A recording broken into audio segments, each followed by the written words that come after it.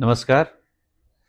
तपाईँहरूले यो पछिल्लो चरणमा यो जुन एप्स्टिन फाइल चाहिँ अमेरिकामा जुन पब्लिस भएको छ अथवा जुन लामो जुन थाउजन्ड थाउजन्ड पेजको फाइल चाहिँ अहिले पब्लिस भएको छ। यहाँ चाहिँ धेरै धेरै ठुल्ठुलो नामहरू चाहिँ मुछिएको पाइएको छ अथवा एउटा इलिगल वेबाट चाहिँ उनीहरूले आफ्नो कर्तुतहरू चाहिँ त्यो एप्स्टिन आइल्यान्डमा गएर चाहिँ गरेको कुराहरू चाहिँ डिस्क्लोज भएको छ। वाट डु यु थिङ्क यो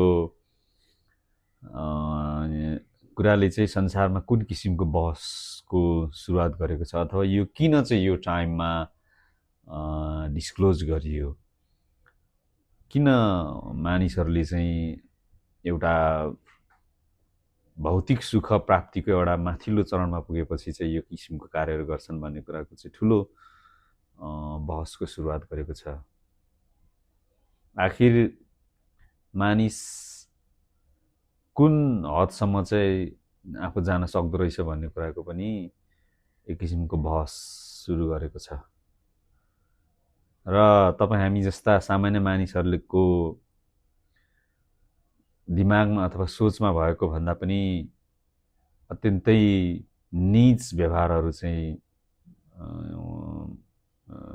यहाँ चाहिँ त्यो फाइलमा गरेको भन्ने कुरा चाहिँ पाइएको छ। के छ तपाईँको सोच यसबारेमा?